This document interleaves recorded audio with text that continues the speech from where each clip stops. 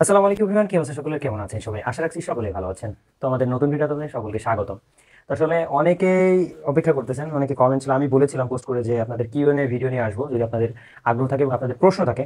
তো এই কথা বলে আমি গায়েব হয়ে গেছিলাম, তারপরে তো একটা অথবা দুইটা ভিডিও আপলোড দেওয়ার পর আমি গায়েব। কারণ অনেকে বারবার মানে কমেন্ট করতেছেন, ভাই কিউএনএ ভিডিও কিউএনএ ভিডিও। আসলে আমি একটু ব্যস্ত ছিলাম, যার কারণে আমি একটু দেরি হয়ে গেছে, তার জন্য আন্তরিকভাবে দুঃখিত। তো আজকে আপনাদের ভিডিও নিয়ে চলে এসেছি। যাই হোক, আপনাদের কি প্রশ্ন সেই প্রশ্নগুলো আজকে উত্তর দিব। তো আজকে শুরু করতেছি আজকের ভিডিও। তো সর্বপ্রথম মুস্তাস ভাইয়া কিউএনএ ভিডিও কি কিউএনএ দেন ভাইয়া? আচ্ছা, কিউএনএ দেন। যে দেরি হওয়ার জন্য আমি আন্তরিকভাবে কিউএনএ নিয়ে হাজির হয়েছি। আসলে ঢাকায় ছিলাম, ব্যস্ততার মধ্যে ছিলাম, এদিক ওদিকে দৌড় দেওয়া যে পরিস্থিতি ছিলাম, আমি মানে ভিডিও করার ওরকম জায়গা ছিল না। তো এখনো আছি, আমাদের নতুন স্টুডিওতে আছি। এখানে তো লাইটিং এখনো প্রকার হয় নাই, আপনাদের ভিডিও আপ ডাউন হতে পারে লাইটিং। তো আসলে মানিয়ে নেবেন এটা আশা করবো। যাই হোক, তো তারপর হচ্ছে নোমান ভাই, আপনার নাম্বারটা পেতে পারি? জি অবশ্যই পেতে পারেন। তার জন্য একটু কষ্ট করে আমার ফেসবুক পেজে নক দেন, আমি ওখানে দিব। কারণ আমি এখন স্টুডেন্ট মানুষ, আমি যদি একবার ওপেনলি নাম্বারটা দিয়ে দিই তাহলে তাতে অথবা ফোনের প্রেশারে আমার অনেকটা ডিস্টার্ব হবে। মানে একদম যদি ওপেনলি দিয়ে দিই, তো যাদের একান্ত প্রয়োজন তারা আমার ফেসবুক পেজে নক দিবেন, আমি নাম্বার দিয়ে দেবো। আপনাদের যে কথা বলার সেই কথা বলবেন তখন। একসাথে আমি আসলে ওপেনলি দিতে পারতেছি না নাম্বারটা। যাই হোক, তারপর হচ্ছে গিয়ে রুহুল নাকি, যাই হোক, রুহুল শর্টস। তাকসিস বিভাগ আর কিতাব বিভাগ একই জিনিস? জি না ভাই, তাকসিস এবং কিতাব বিভাগ এক জিনিস না। দুইটা দুই ক্যাটাগরির। আপনার মনে হতে পারে এক ক্যাটাগরি, কিন্তু আসলে দুইটা দুই শ্রেণীর ছাত্রদের বা দুই শ্রেণীর স্টুডেন্টদেরকে লক্ষ্য করে এটা আপনার করা। তো দুইটা এক জিনিস না। আপনার কাছে মনে হতে পারে দুইটা ঘুরে ফিরে একই জিনিস, কিন্তু আসলে না। এটা দুই প্রকার ছাত্রদেরকে লক্ষ্য করে এই দুইটা শাখা। তারপর হচ্ছে গিয়ে অ্যাড্রেসটা দেন। কিসের অ্যাড্রেস দিব এটা আপনি উল্লেখ করেন নাই। মাদ্রাসার অ্যাড্রেস নাকি কার অ্যাড্রেস? যদি মাদ্রাসার অ্যাড্রেস হয়ে থাকে তাহলে মাদ্রাসার অ্যাড্রেস হচ্ছে গিয়ে ঢাকায় ডেমরা থানা, পূর্ব বক্সনগর, সারুলিয়া পূর্ব বক্সনগর, সুকুশি গোরস্থানের একদম সামনে। তো এই হচ্ছে কি। আর তারপরে হচ্ছে গিয়ে ক্লাস ফোরে ভর্তি হলে কি হেফজ বিভাগে পড়া যাবে? আচ্ছা, ক্লাস ফোর এবং হেফজ যদি একসাথে করতে চান তাহলে হচ্ছে কি আপনার দারুনাথ হিফজুল খান একাডেমি আছে, সেখানে আপনারা ভর্তি করাতে পারেন। সেখানে ক্লাসের সাথে সাথে হেফজ শেষ করতে পারবে। তো তারপরে হচ্ছে গিয়ে ঢাকা সরকারি আলিয়া মাদ্রাসা মাদ্রাসা এটি ভালো প্রতিষ্ঠান? এটা কি ভালো প্রতিষ্ঠান? জি, এটা আলহামদুলিল্লাহ যথেষ্ট ভালো প্রতিষ্ঠান। তবে যদি আপনারা একান্ত জ্ঞান অর্জন করার লক্ষ্য আপনার থেকে থাকে তাহলে আপনি দারুনাথ হচ্ছে সেরা।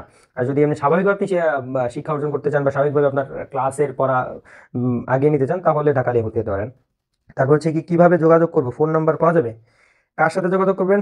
ফোন নাম্বার, কার ফোন নাম্বার এটা আপনি উল্লেখ করেন, একটু উল্লেখ করে দিলে ভালো হতো। মাদ্রাসা নাকি আমার? যদি মাদ্রাসার হয় তাহলে হচ্ছে কি, মাদ্রাসায় আপনার যদি ভর্তি করাতে হন, দুইটা প্রসেস আমি বলে দিয়েছিলাম ভিডিওতে। যে এক হচ্ছে মাদ্রাসা এসে মাদ্রাসা অফিস থেকে আপনার নিতে হবে, আর অথবা হচ্ছে কি আপনি অনলাইন থেকে আবেদন করতে পারেন, তাতে মাদ্রাসা আসার প্রয়োজন নেই। মাদ্রাসায় আপনি যোগাযোগ করে কোনো লাভ হবে না। আপনার যদি পরিচিত কেউ থাকে থাকে তার মাধ্যমে আপনি অথবা মাদ্রাসায় এসে তারে দিয়ে আপনার ভর্তি আবেদন করিয়ে 200 টাকা দিয়ে ছবি দিয়ে আপনি ফর্ম নিয়ে যেতে পারবেন। আর যদি এটা সম্ভব না হয়, আপনি অনলাইনে আবেদন করতে পারতেছেন। আপনি যেকোনো একটা অনলাইনের দোকানে গিয়ে আপনি বলেন যে দারুনাথ মাদ্রাসায় আপনি আবেদন করতে চান, আবেদনটা করিয়ে দিতে। তাহলে তো হয়ে গেল। ডিএসকেএম লিখে গুগলে সার্চ দিলেই দারুনাথের ওয়েবসাইট চলে আসে। তারপরে যদি না আসে তাহলে আমাদের ভিডিওর কমেন্টে দেওয়া থাকে দারুনাথের ওয়েবসাইটের লিঙ্ক, আপনারা সেটা দেখতে পারেন। তারপরে ভাইয়া, কমি মাদ্রাসা থেকে কি ভর্তি হতে পারবো? জি, হতে পারবেন। তার জন্য আপনার ভর্তি পরীক্ষা উত্তীর্ণ হতে হবে। তো তার তাকসিসি 7ই ডিসেম্বর যে পরীক্ষা হবে ষষ্ঠ শ্রেণীর জন্য, কি এমসিকিউ হবে নাকি লিখিত হবে? কোন শ্রেণীর বই থেকে প্রশ্ন করা হবে? পরীক্ষার জন্য কি কোনো প্রস্তুতি নিতে হবে? কারণ তারা তো হেফজোখানা থেকে আসবে। আচ্ছা, পরীক্ষা 7 তারিখে হবে। তাকসিসি শাখার পরীক্ষা 7 তারিখে হবে, এমসিকিউ আকারে হবে। তবে হেফজোখানার যারা আছেন, হেফজোখানার বললাম তো, হেফজো ছাত্রদের জন্য আলাদা তো ওইভাবে থাকে। তবে কোনো নির্দিষ্ট শ্রেণী না, আপনি হাফেজ যারা হাফেজ থেকেই এসে করতে হবেন তাদের ওই ধরনের প্রশ্নই তাদেরকে করা হবে, সমস্যা নেই। তারপরে আর একটা প্রশ্ন করছে, হেফজোখানা থেকে কি সরাসরি সপ্তম অষ্টম শ্রেণী ভর্তি হতে পারবে? তাকসিসি শাখার বিশেষত্ব হচ্ছে কি, আপনি হেফজোখানা থেকে আসার পরে, হেফজো শেষ করে আসার পরে 6 মাসের কোর্স কমপ্লিট করার মধ্যে আপনাকে অষ্টম শ্রেণীর ছাত্র হিসেবে যোগ্য হিসেবে গড়ে তুলবে। আপনার সপ্তম অষ্টম শ্রেণীর নির্দিষ্ট ভর্তি হতে হবে না। তারপরে আপনার অষ্টম শ্রেণীর জন্য যোগ্য করে তুলবে। আপনারা নতুন করে আপনি সপ্তম শ্রেণী কি জন্য ভর্তি হবেন? তো আপনার তো অষ্টম শ্রেণীর ওরকম আপনার যোগ্য করে দিতেছি তারা। তারপর হচ্ছে কি ভাইয়া, তামিল মেলার ঢাকা ক্যাম্পাস নিয়ে একটি ভিডিও দিলে ভালো হয়, খুব উপকার হয়। যে ভাই, আমি চেষ্টা করতেছি। আসলে আমি তো দারুণাতের ছাত্র, দারুণাতের এদিকেই থাকা হয়, দারুণাতে নিয়ে ঘাটাঘাটি করে, দারুণাতের তথ্যই আমার কাছে সবসময় থাকে। কারণ তামিলনাড়ুতে আর ছাত্রও না আমি, তামিলনাড়ুতে আমার পরিচিত কেউ নাই যে আমি তো আপনার ভর্তির তথ্যগুলো কালেক্ট করে আমি তো আবল চাবল একটা ভিডিও দিয়ে দিয়ে দিতে পারবো না। কারণ অনেক মানুষ এটা দেখবে, তো এখন এটা দেখে আমি আবল চাবল একটা ভিডিও দিতে পারবো না। অবশ্যই এই জন্য আমার তথ্য কালেক্ট করতে হবে। তো এই তথ্য কালেক্ট করে তারপরে আমি আপনাদেরকে ভিডিও দিব। ভিডিও যদি আমি তথ্য কালেক্ট করতে পারি তাহলে আমি ভিডিওটা দিব। আমি চেষ্টা করতেছি, আমার পরিচিত কেউ নাই আসলে। পরিচিত কারো খোঁজ নেওয়ার চেষ্টা করতেছি। আপনাদের মধ্যে কেউ যদি থাকে ভালো, তাহলে আপনারা আমার সাথে একটু যোগাযোগ করেন যাতে আপনাদের কাছে তথ্য নিতে পারি। তারপর হচ্ছে ভাইয়া, দারুণাতে সরাসরি কেমন কি বা দারুণাতে সারাদিন কেমন কাটে, কখন কি হয়, এটি নিয়ে একটি ভিডিও চাই। আচ্ছা ঠিক আছে, দারুণাতে সারাদিন কেমন কাটে, দারুণাতে রুটিন কি, এটা নিয়ে স্বাভাবিক যে রুটিন সেটা নিয়ে আমি আপনাদের ভিডিও দিব।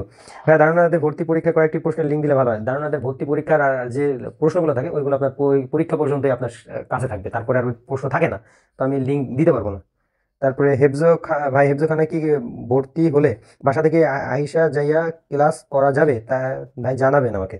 আচ্ছা, ধারণাতে আবাসিক থেকে হচ্ছে কি হেফজোখানা পড়তে হবে, যদি তারপর অনাবাসিক থাকার কোনো সমস্যা থেকে থাকে আপনার যোগাযোগ করার পরে হয়তো বা কোনো ব্যবস্থা করে দিতে হবে, কিন্তু সাধারণত আবাসিক থাকতে হবে।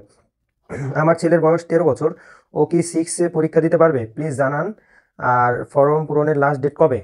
আলিয়াতে দিতে চাচ্ছি, যদি না হয় অন্য শাখায় কি ভর্তি করানো যাবে, সেটার জন্য কি আলাদা ফর্ম তুলতে হবে? 26 তারিখ পর্যন্ত, ডিসেম্বর 26 তারিখ পর্যন্ত আবেদন করতে পারবেন। ক্লাস 6-এ 13 বছর তো, জি পারবেন, 13 বছর পারবেন ক্লাস 6-এ ভর্তি করানো, ভর্তি পরীক্ষা উত্তীর্ণ হতে হবে। তারপরে ভাই 9-এ সায়েন্সের পরীক্ষা কেমন হবে? আপনার অষ্টম শ্রেণী পর্যন্ত আপনি কেমন ধরনের প্রশ্ন করছেন ওই পরিপ্রেক্ষিতেই হবে, এটা আসলে আলাদা কোনো বিশেষ ওই হবে না, প্রশ্ন ওরকম হবে না। আপনি ওই সায়েন্সের বিষয়গুলোকে আপনি অষ্টম শ্রেণী পর্যন্ত ভালো করে যদি পড়ে থাকেন তাহলে আর আপনার সমস্যা হবে না। ধারণাটি তাকসিসিতে ক্লাস 6 থেকে 9 শ্রেণীতে এমসিকিউ পরীক্ষা হবে, জি। যদি জানুয়ারিতে ভর্তি হয়ে দাখিল পরীক্ষা শেষ করে যাই, আমরা কি ভর্তি নেওয়া হবে? আচ্ছা, দাখিল পরীক্ষা শেষ হওয়ার পর আপনার আলিমে ভর্তি হওয়ার জন্য এটার পরও নির্দেশনা আলাদা, এটার সাথে এই এই ভর্তি নির্দেশনের সাথে না। আপনার ওই দাখিল পরীক্ষা শেষ হওয়ার পরে রেজাল্টের পরে হচ্ছে কি এটা নতুন করে বের হবে, এটা আপনার এখন আপনার এটা নিয়ে না ভাবলেও চলবে। আপনার যে পরীক্ষা দেন, পরীক্ষার পরে আপনার পাস করার পর রেজাল্ট বের হওয়ার পরে আপনার এটা নির্দেশনা দিবে। আসসালামু আলাইকুম। ওয়ালাইকুম আসসালাম। জনাব ধারণা সিদ্দিক কামিল মাদ্রাসায় কিতাব বিভাগে জানুয়ারি থেকে কি ভর্তি নেওয়া হবে?